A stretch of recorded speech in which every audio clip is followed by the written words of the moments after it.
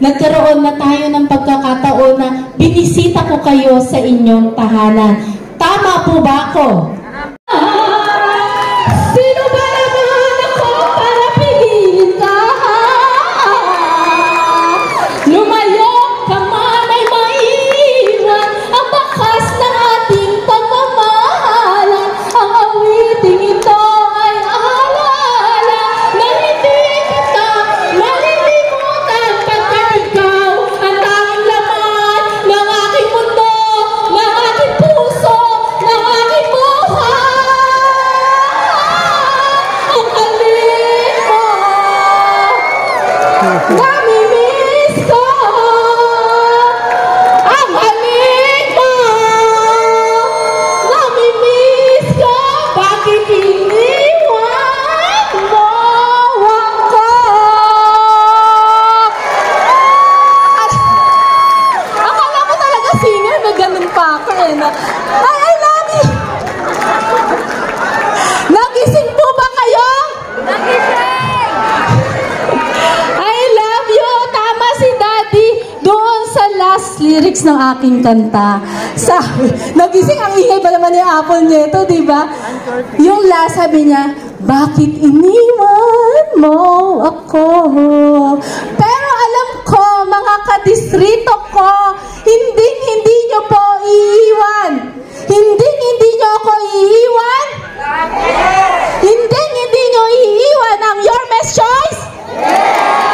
At syempre, excited na tayo sa pagbabalik.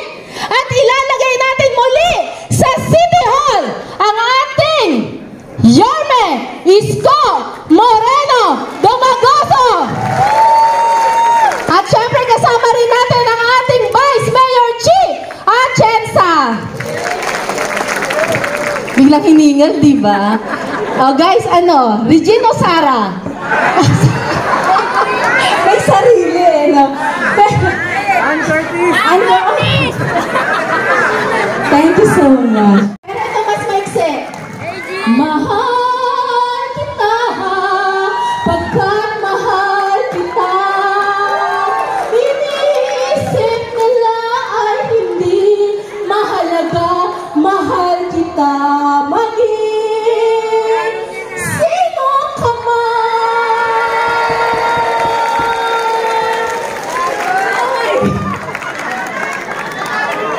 Alam mo, dito lang ako nag-work.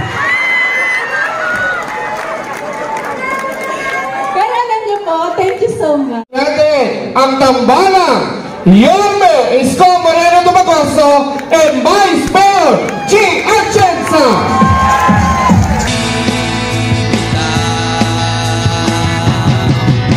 Tuloy-tuloy ang laban, tuloy-tuloy ang awit, tuloy-tuloy ang pag-asa ng buhay.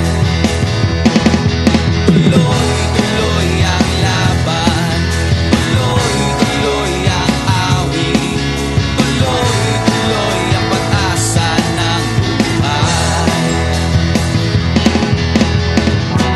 Kahit anong mangyari, manalig ka sa langit, huwag kang bibitaw.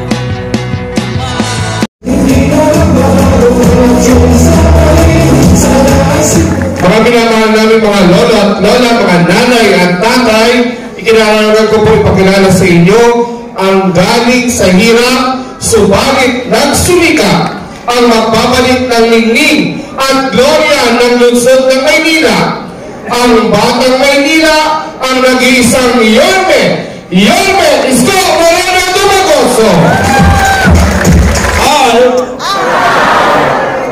Hello! Gising pa ba kayo? Ang sarap umidlip. Lambot ng upuan. Ang lamig.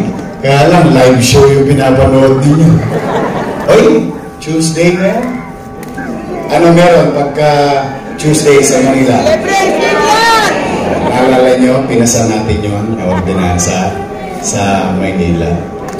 Anyway, tingnan nga natin kung gising na gising pa kayo. Lalong-lalo na yung mga nagliligawan sa balcony. Ayun, sa Kodli. Hi! Hello! Pwede. O, ito kaya sa Wakali. Hi! Hello! May kalalagyan kayo. O, dito naman, sana nga. Hi! Hello!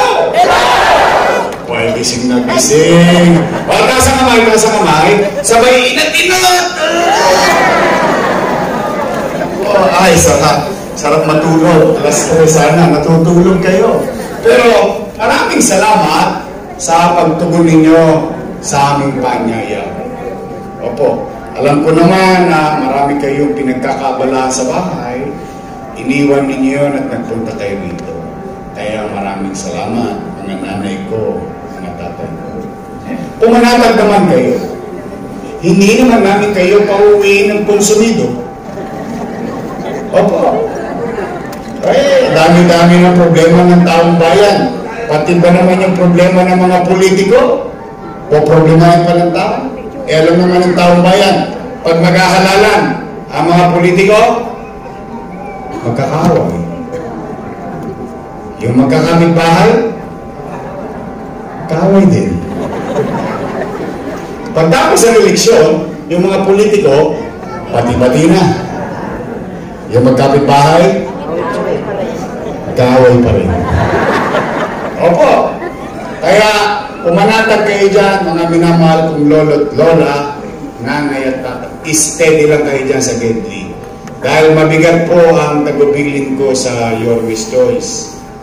Sabi ko sa kanila, oy, umayos kayo. Yung utaw, binigyan na kayo ng oras. Huwag din namin sayangin.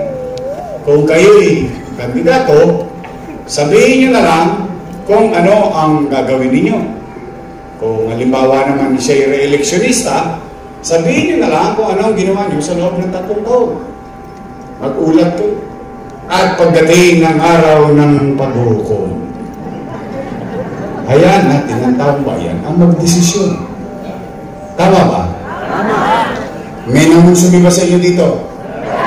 Kamusta naman ang tenga nyo? Mabuti naman. Eh kasi, kayo naman, reklamo ka na reklamo, kumakanta si Apple eh. Ang ayusin ninyo, yung tenga ninyo, hindi yung tono ni Apple. Natanggal lahat ang tulili. Promise? Okay lang? Oh. Kamusta po kayo? Okay. Eh di salamat sa Diyos. Opo. Abay kung minsan eh, ang buhay parang ikinikipit balikat lang natin. Pero ang katotohanan, bagay na ipagpasalamat natin sa Diyos sapagkat ilang taon pa lamang ang nakalilipas. Lahat tayo, pati kami, natakot tayong baka tayo'y magutom, baka tayo'y mamatay sa infeksyon ng COVID-19. In fact, kahit sa loob ng bahay, noong panahon ng pandemya, may humahatsin lang, hatsin, may COVID. Tama po ba? Kaya maraming salamat sa Diyos. Bakit? Ano't anuman, ang hirap na pinagdaanan natin sa nakaraan. Ano't anuman, ang hirap at pagsubok na dinadaanan natin sa kasalukuyan, salamat sa Diyos. Ito tayong lahat, magkakasama sa isang sa Lazaro. Buhay tayong lahat. Dahil habang buhay, may naman. O na, tayo. Real talk lang tayo. Basta dito, wala kayong maririnig na panira. Wala. Walang masasakit na salita. Ito hindi tungkol sa amin, ito tungkol sa kinabukasan ng tagalungsod ng Maynila. Nay, tay, matanong ko lang po kayo. Bakit pa kayo naghahanap ng ibang mayor kung meron namang mayor na nakaupo? Walang ginawa dati.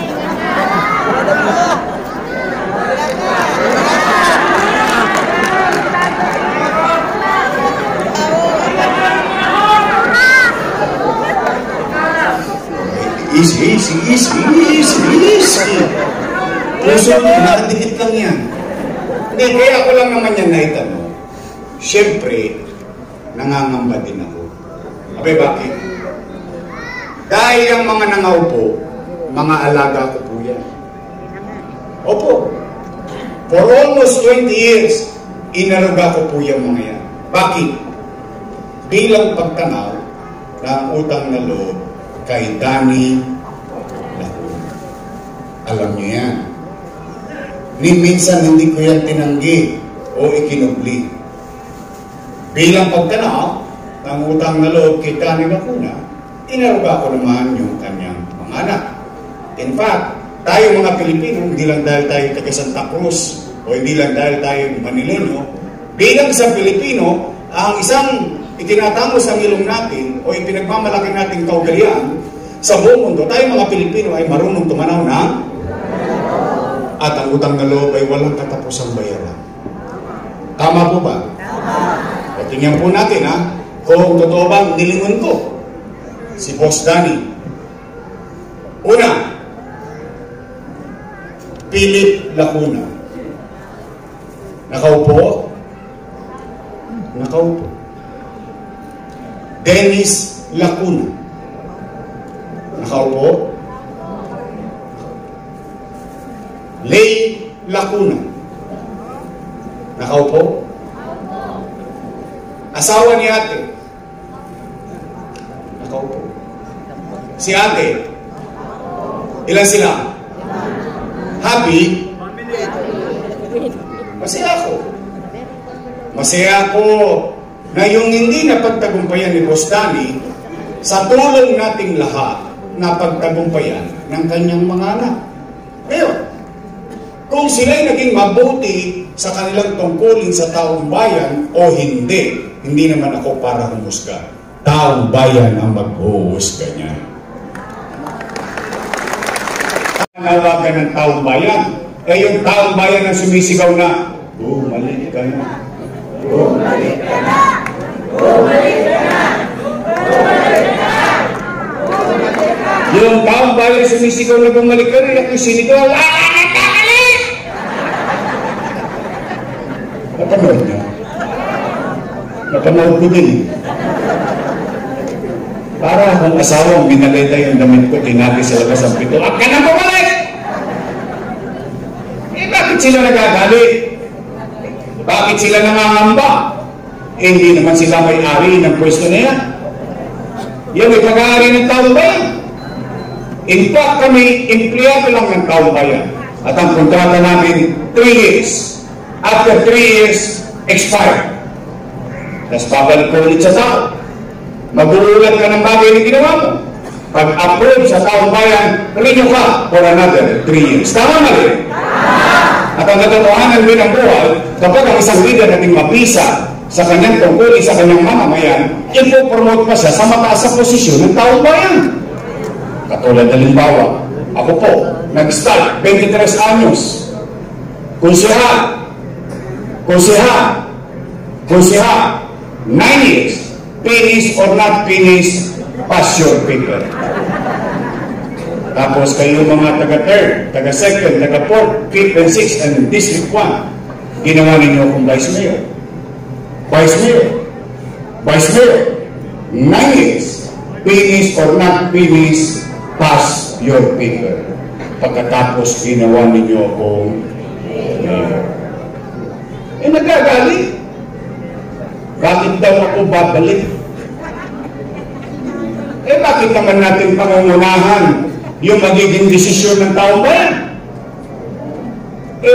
Ba't naman ako hindi magtatampo? Wawaglit lang ako nawala, binago-bago na nila. Ang akala ko, hindi ko alam kung akala nyo rin. Kaya nga natin sila binago, dala na, kung ano yung nasimulan natin, itutuloy na lang nila. Binago-bago pa.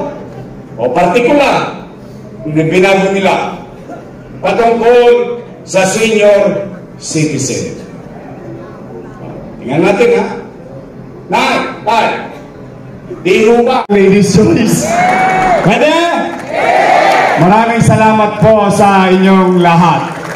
Mag-iingat kayo sa pag-uwi. Huwag kayong mawawala ng pag-asa. may awa ang Diyos, makararaos din tayo. Pagpalain nawa kayo ng poong may kapal. Manila! God first. Thank you very much. Maraming